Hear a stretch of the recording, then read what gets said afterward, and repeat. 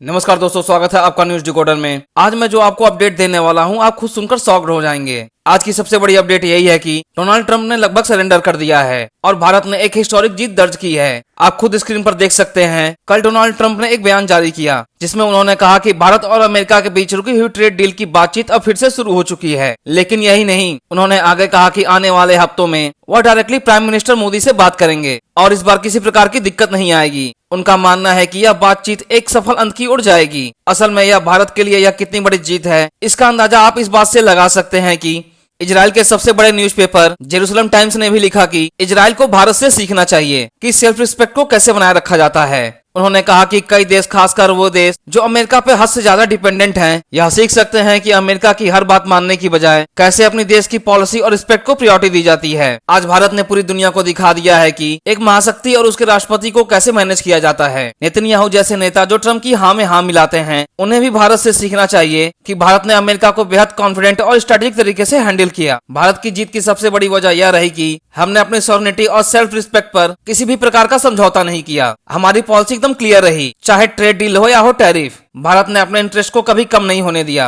Example के लिए, जब अमेरिका ने टैरिफ बढ़ाने की धमकी दी तो भारत ने सीधे कहा कि हम अपनी आर्थिक नीतियों पर कोई समझौता नहीं करेंगे। वहीं ट्रंप के बयान के कुछ घंटे बाद ही प्राइम मिनिस्टर मोदी ने भी रिएक्शन दिया। उन्होंने अपने ट्वीट में कहा कि भारत और अमेरिका के बीच स्ट्रेटेजिक और मजबूत रिश्ते हैं और दोनों देशों को मिलकर काम करना चाहिए। मोदी जी ने इसे दुनिया की सबसे पुरानी डेमोक्रेसी और सबसे बड़ी डेमोक्रेसी के सहयोग के रूप में पेश किया। यहाँ तक कि ट्रंप के पार्टी के लोग जो कल तक भारत के खिलाफ निगेटिव टिप्पणी कर रहे थे, आज वही लोग भारत की तारीफ करने लगे हैं। उन्होंने कहा है कि भारत एक स्ट्रेटेजिक पार्टनर है और इसके साथ एक शानदार डील की जाएगी। असल में यह सब भारत की फॉरेन पॉलिसी की सफलता को दर्शाता है। हमने इतनी आसानी से, इतनी अंडरस्टैंडिंग के साथ ट्रंप एडमिनिस्ट्रेशन को मैनेज कर लिया। यह उस समय हुआ जब ट्रंप के पास अमेरिका की पूरी शक्ति थी, लेकिन भारत ने अपने इंटरेस्ट की रक्षा करते हुए उसे भी मान्यता के साथ बातचीत करने के लिए मजबूर किया। अब सवाल उठता है कि आगे क्या होगा। जैसा कि ट्रंप ने कहा, वह मोदी से फोन कॉल पे बातचीत करेंगे और पॉसिबिलिटी है कि एक हफ्ते के भीतर यह कॉल भी आ जाएगी। लेकिन इस ट्रेड डील में दो बातें बहुत ज्यादा महत्वपूर्ण हैं। पहला, अमेरिका चाहता है कि भारत अपना डेयरी सेक्टर के मार्केट को ओपन करे और दूसरा यह है कि भारत डॉलर को सपोर्ट करे। इन दोनों इशू पर भारत और अमेरिका कुछ समझौता कर सकते हैं, लेकिन यह दोनों देशों के इंटरेस्ट और स्ट्रेटेजी के अनुसार होगा। एक और इशू है जेनेटिकली मॉडिफाइड सीड्स का। अमेरिका चाह रहा है कि भारत अपने कुछ फसलों के लिए जेनेटिकली मॉडिफाइड सीड्स की परमिशन दे दे। इस पर निगोशिएशन होगी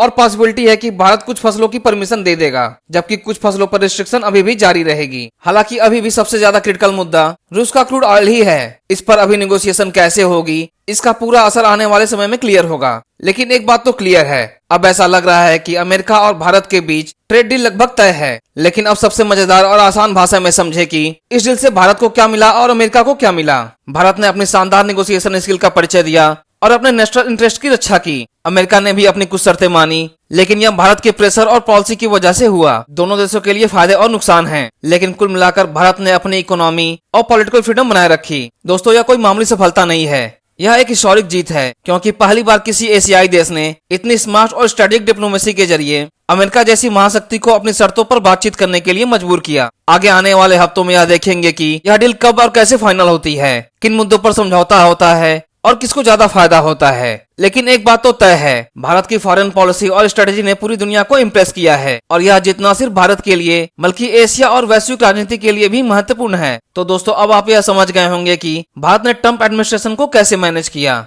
अपनी सॉवरेनिटी बचाई और दुनिया को दिखा दिया कि एक मजबूत, आत्मनिर्भर और रणनीतिक देश कैसे अपनी जीत दर्ज करता है। आने वाले समय में हम इस डील के सभी पहलुओं पर विस्तार से बात करेंगे। कौन कौन से सेक्टर प्रभावित होंगे, किस देश को ज्यादा फायदा होगा और कौन सा मुद्दा अभी भी पेच में फंसा हुआ है। तो तैयार हो जाइए, क्योंकि यह भारत की सबसे बड़ी और रणनीतिक जीत है, जिसे हम आने वाले हफ्तों में और भी डिटेल से समझेंगे। हालांकि भारत की इस फॉरेन पॉलिसी पर आपका क्या मानना है, अपना ओपिनियन हमें कमेंट सेक्शन में जरूर बताएं और इसी तरह के कंटेंट के लिए हमारे चैनल को सब्सक्राइब करें।